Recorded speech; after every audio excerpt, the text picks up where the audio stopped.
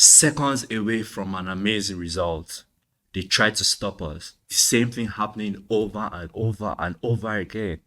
What's going on? This is what it is. This is Minor Football Fans Podcast. Let's go.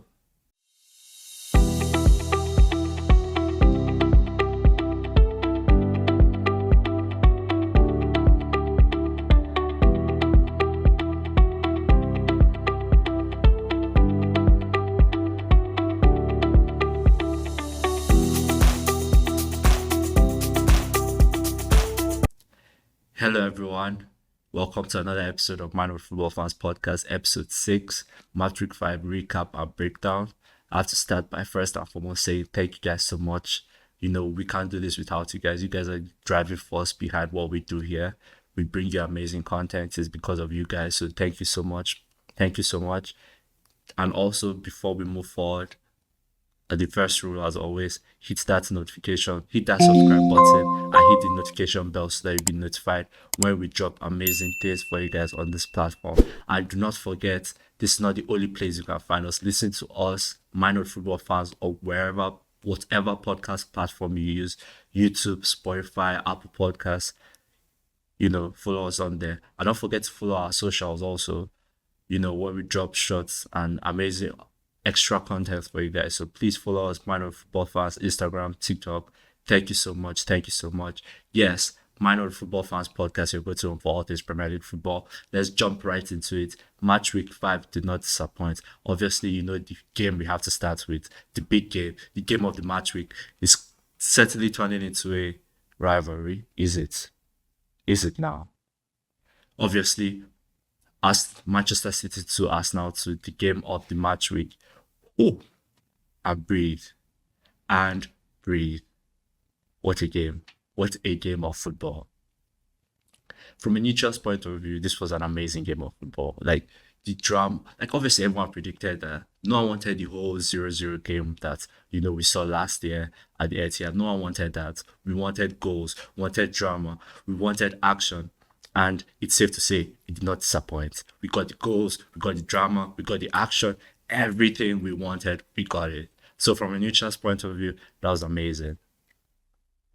Now, coming to a more biased point of view, coming to a more, let's pick a side point of view.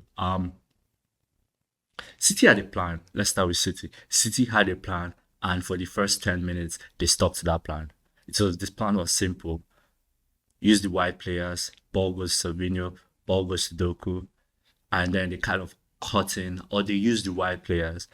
And it worked for the first 10 minutes. If you watch the first 10 minutes, Calafiori could not handle Savinho. And on the 9th minute mark, obviously, Savinho did what he did. Haaland got the ball, Gabriel and Saliba were too wide from themselves, and Haaland scored. Game plan, simple, planned, executed to perfection. Boom. But then after that first goal, the game, you know, started to take form. Arsenal started to settle into a rhythm, and they took Arsenal gained back, them brought themselves back into the game. Obviously, we saw the amazing goal by Ricardo Calafiori. You can debate whether it was a quick restart or it wasn't a quick restart, whatever you get, or whatever you can debate whatever. The goal was a goal. That's fine now. Let's leave it as that. The goal was a goal. Amazing goal, which is right foot, left. I can't really remember, but that was, and he might not agree to it, but it was probably a cross that just ended up in the back of the post. So it is what it is, but we'll take it. And from that moment, Arsenal did not look back.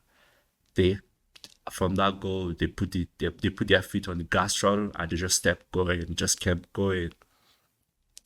And then obviously, first set piece Arsenal had, that was a warning sign. That was a big warning sign for City. They did not adhere to it. Second set piece Arsenal had, precisely from a corner. Gabriel doing Gabriel things, Arsenal doing Arsenal things, what they love doing from set pieces. It's that simple. And Arsenal took the lead, 2-1. City was shell-shocked. At that point, City was shell-shocked. You could see it in the faces. You could see it in Pep's face. He was shell-shocked. Game plan, down the trash. it was like I was dreaming. It was like I was in heaven. It was crazy, you know. Very broad. I'm not exaggerating at this point, but it's to be 2-1 up at City. Arsenal defending a 2-1 lead. 100%. I knew 11 men defending a 2-1 lead. 100%. I wasn't worried, Mhm. but then things happened. Before we talk about the big thing that obviously changed the game, let's talk about some few incidents in the first half. First minute of the game, Havertz runs into Rodri. I don't know what happened there. I don't know if it's a foul. Debate it all you want. I really don't know. But that kind of set the tone for the game. Everything from there just went boom, 0 to 100 in less than seconds. Then obviously next play, Rodri gets injured from a set piece, City set piece, kind of planted his foot on the ground and then maybe it might have twisted a knee. We are not really sure. The diagnosis hasn't come out yet. But Rodri looked in pain, and who knows if Rodri was on the field, Arsenal wouldn't have scored. All is ifs, buts, maybes. We don't know. But all we do know is Rodri got injured, and yeah, the game pretty much went on from there. It was a game.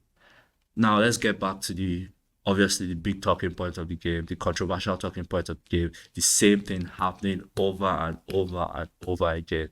The red card for Leonardo Trossard. Trossard's red card. Obviously, the first yellow card was a blatant yellow card. He did hold him and dragged and put him to the ground. The second yellow card, Bernardo Silva jumping, Trossard also jumping, and obviously he landed and they collided.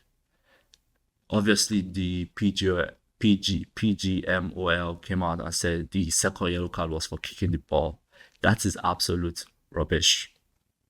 Absolute rubbish.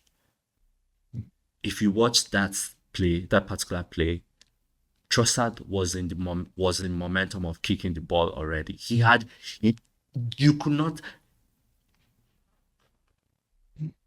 You could not tell if Trossard had heard the whistle or not because the ball bounced and he was literally in the act of kicking the ball. So that was absolute rubbish. Michael Oliver, absolute rubbish. But it is what it is. Maybe it's from a biased point of view. It is what it is. But that should not have been a second yellow. And that changed the game. It was pretty much, from that point on, it was pretty much defense versus attack. The game was pretty much even meant to be over at that point in time. Because what? It wasn't. Okay, no. It wasn't meant to be. Maybe it's just the bias in me talking. But that pretty much changed the whole game. Arsenal pretty much lost momentum after that. Well, I won't say lost momentum after that, but it was pretty much attack versus defense.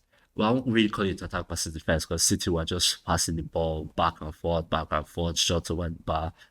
There wasn't really anything productive from City's attack, and you could see the second half stats could tell you. You could see, I think, was it 80 something percent possession to 12, Arsenal's 12, 200 and something completed passes to Arsenal, 38 completed passes, 28 shots to like Arsenal's one shot. Like, it's just mental, like literally proper definition of attack versus defense. Arsenal literally played 6-3. Literally 6 guys at the back, or, whatever you want to call it, and then 3 players in front, and City could not penetrate. You could see that City lacked the brain. From an Arsenal point of view, I don't think we should look at this game as a negative. Obviously, you could see how distraught the players were after the game. They really wanted the 3 points, and seconds away from the three, they were literally seconds away from the 3 points. But it is what it is. I think overall, this stretch of games for Arsenal, obviously won at Spurs, draw away at Atlanta, and then drawing at City. Probably if you had asked me at the beginning of this stretch, I would have told you yes, this was an amazing result, a couple of results for Arsenal. But looking back at it now, with now that it's done, Arsenal could have gotten 6 points from 6 from these two games, two big games in Premier League. This is what it is. City, I'll credit City. They had the mind of champions and they came back. They fought to the very end, even though again the game should have been over at that point. Like literally, it was like 90 plus 8 or something. 90 plus 8. The game should have been over because it was a 7 minutes added time. Or was it 6? I can't remember. I just know that the game should have been over at that point in time. But it is what it is. Credit City. Shout out to some players. David Ryan, amazing. 9 saves in the game. Continuing his on form, the definition of a player in form. Amazing. Amazing by him. Obviously we all know what he did in Champions League midweek and then coming again, doing literally had crazy 9 saves. Mental. Mental. Arsenal set pieces. Shout out Arsenal set piece coach Nicolas Jovier. Amazing dude. Really, no one can stop it. I'm telling you this. Quote me anywhere. No team in the Premier League can stop Arsenal set piece. I'm sorry. If Arsenal are having 5 set pieces, they are scoring at least one. That's all I'm saying. That's all I'm saying. Um, Man City have Haaland. Arsenal have set pieces. It's that simple. Rodri off injured. Hope everything is well. We hope to see his diagnosis won't be that bad. We hope it to be something light that won't keep him out from months. We do not like players getting off that bad. So yeah, prayers to him. Prayers for him, and we hope everything will be okay. Arsenal's defending. Last point on this game. Arsenal's defending is mental. Mental. City had no, as I said, City had no way to go.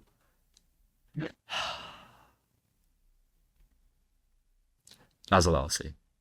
But overall, good game. I think Arsenal at this point just take the positives. Let's not look too deep into the fact that we could have gotten all 3 points. This wasn't a lead lost; it was a lead stolen. That's where I'll leave it as. Let's move on to the next game. Liverpool 3, Bournemouth 0, or Bournemouth 0. Liverpool meant business. Losing to Forest last week, they went to Milan, trashed Milan, came back home, trashed Bournemouth. They meant business. Liverpool were like, we can't, no.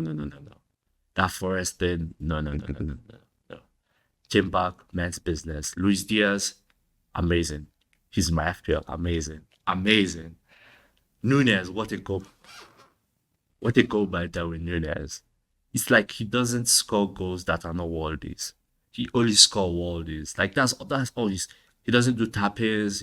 Like you could literally give him a tap-in and he'll miss it. And then like a few minutes later he'll come and score like a ridiculous volley from only God knows where. Like it's crazy. He scored with his left foot and with his weak foot precisely. He went in, chopped it back and then bent it into the top corner. It's crazy. What a goal by Darwin Nunez. Liverpool, I'm not going to say they're going to win the league. Like I'm not going to say that. I know that this is just early momentum and early fever, and I'm not the only person. Even Jim Carragher said this. Liverpool haven't just gotten. They will make the top 4, but they will not just. I think we'll get to that point, and rather I know they'll get to that point where, just like last season, there'll be a drop off. You'll see where the Arsenals and the Cities come in and just pretty much take the storm. That doesn't mean next season would be like this. No, next season, by the time Arne Slot knows his players, by the time they have mastered the system, definitely next season they can compete. But as of now, third place. It's that simple. Third place. So credit to Liverpool. 3-0. Credit to Luis Diaz. As I said, he's in my FPL. So credit to him. Move on to the next game. West Ham 0, Chelsea 3. Nicholas Jackson. Big ups to you. Nicholas Jackson. Taking your chances when you are given.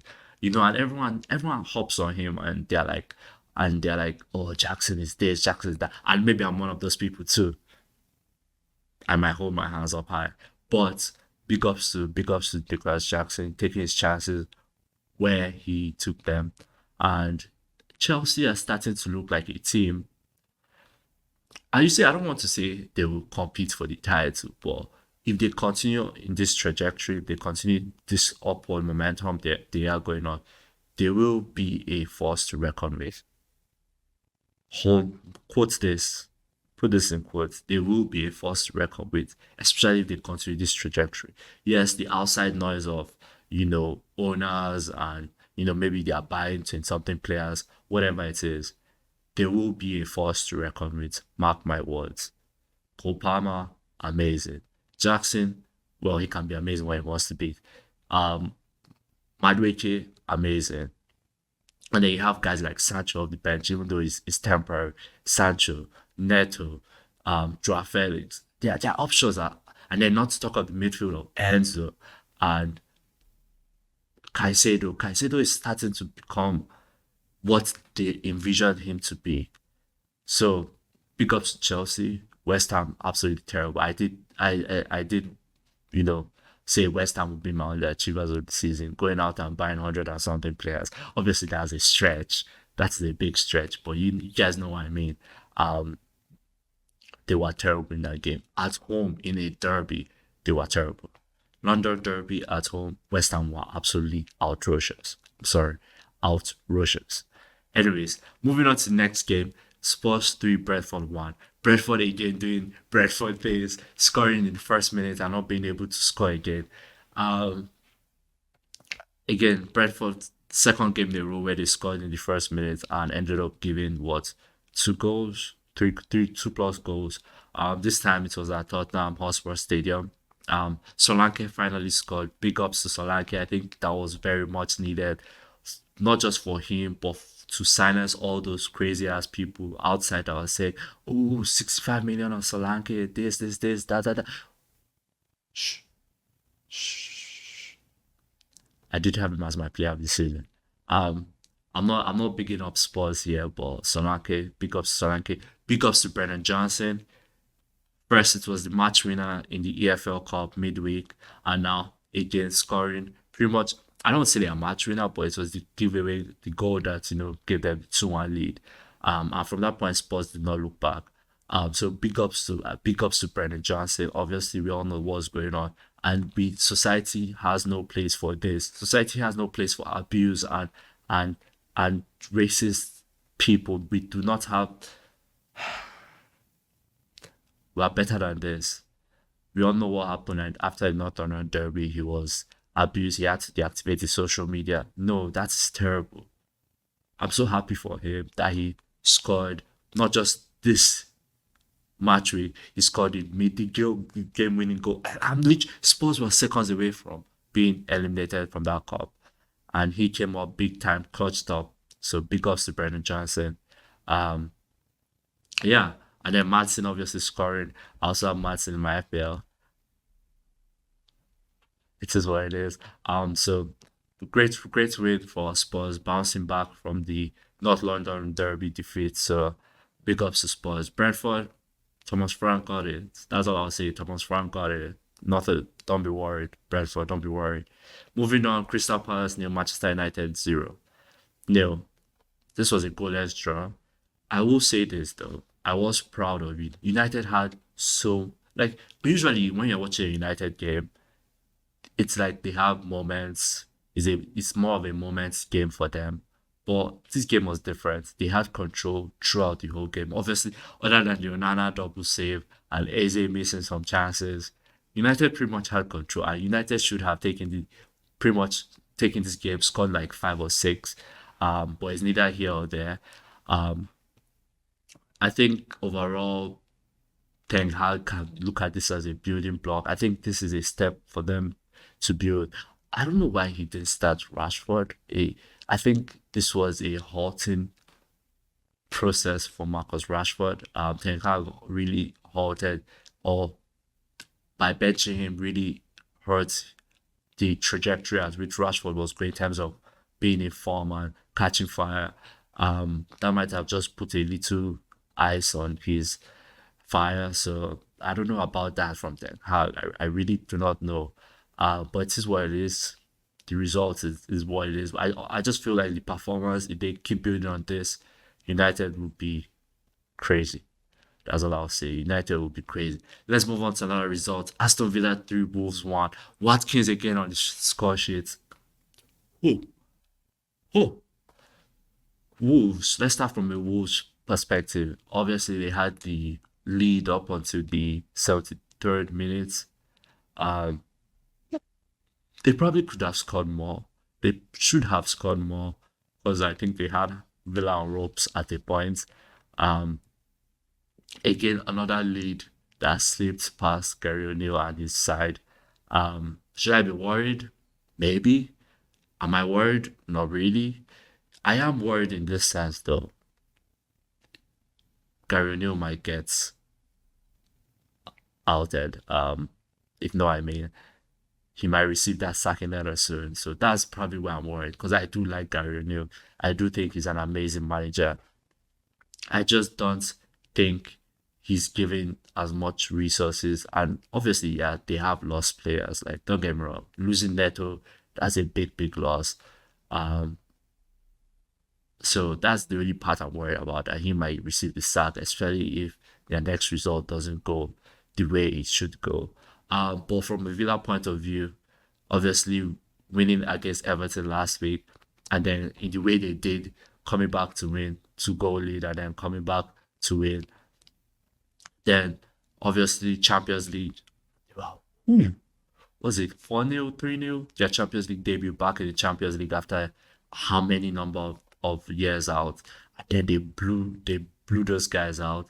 And then this week again, coming back from a goal down to win 3-1.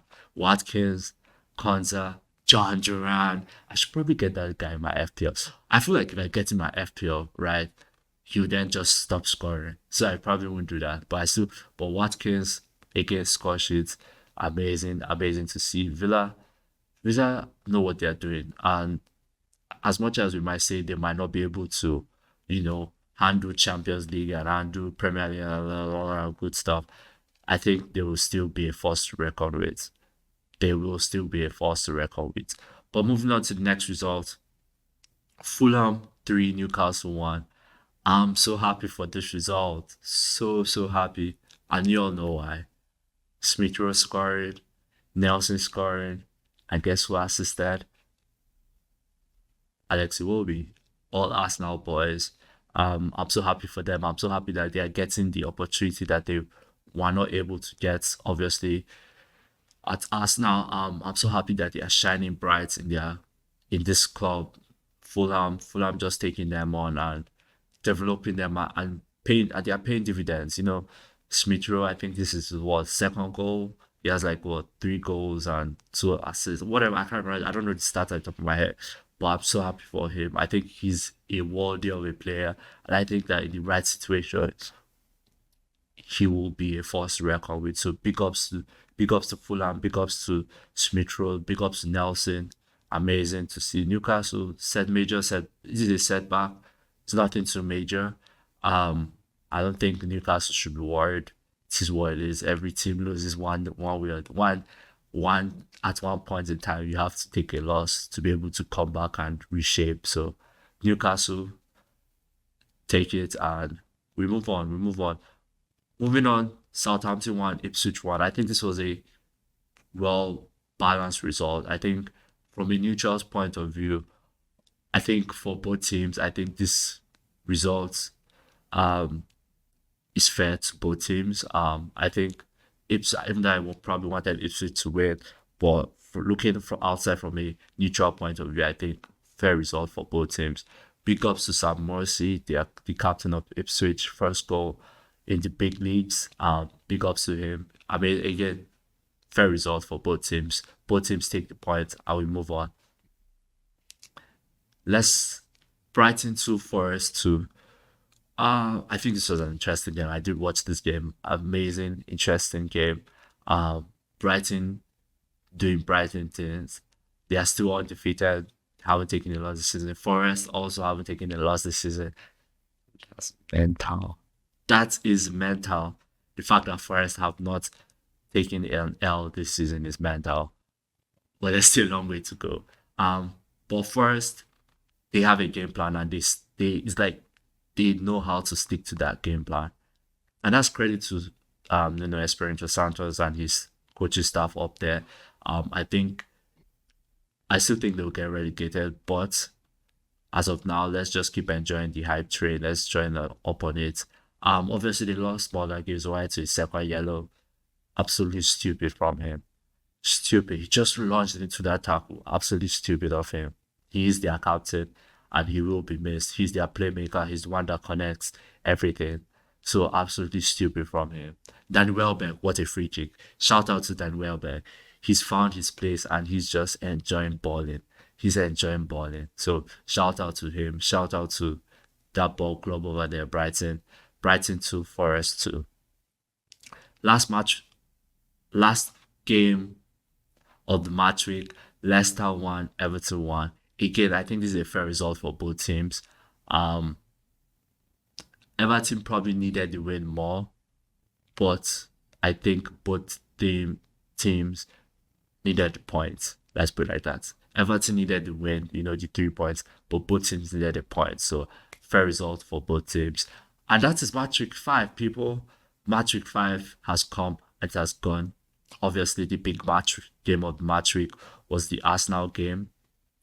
City Arsenal. That is certainly turning into a rivalry. It's almost there. You know what's missing?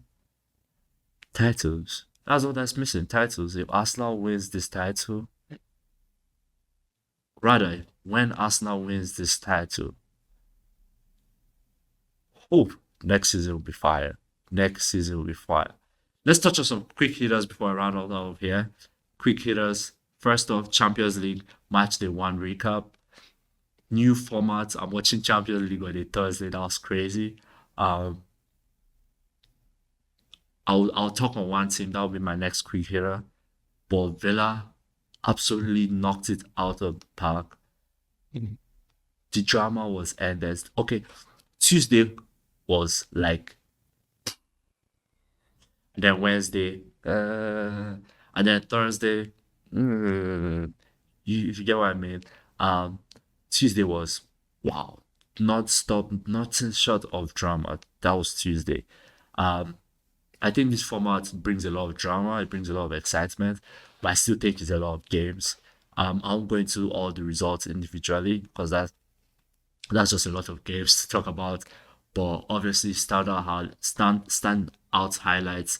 Barcelona losing, Bayern dropping what they dropped on the team they dropped it on. PSG almost drawing to Girona.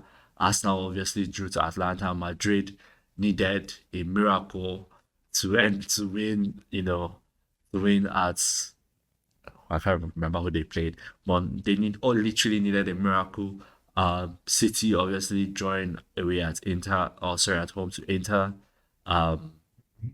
Liverpool doing Liverpool things, going to the San Siro, going to AC Milan and obviously beating them there. So a lot of drama. I can't wait for match day 2 of the Champions League. I think it'll be amazing. Looking forward to it. Non-stop drama. That's what we like. Football, non-stop drama. That's what we like. Last quick hitter, I did talk on this, Bayern Munich. Last week I shouted out Barca because they were just playing phenomenal football. This week, Bayern Munich. In 6 games, 29 goals. This is Bayern's results this past week. Like, their result is absolutely mental. This is their result from this past week. 6-1, 9-2, 5-0. In 3 games, they have scored 20 goals. Yes, 20 goals in 3 games. That is crazy. Kane is relentless. Michael Olise, relentless. The whole team, relentless. Serge Gnabry, relentless. It's mental. Bayern Munich. So I just want to shout out Bayern Munich. I think they are playing amazing football. Big ups to Vincent Kompany. We all thought the job might be a little bit big for him, but it seems he knows what he's doing. And I kind of guessed as much. I think he's an amazing coach. Obviously, the situation at Burnley was just different. Um, but now that he has I no disrespect to Burnley, top talents up in that ball club, I think we can see how good of a coach he is. So big ups to Bayern. Just wanted to shout them out. Um, yeah, just wanted to shout them out. But that brings us to the end of another episode, beautiful people.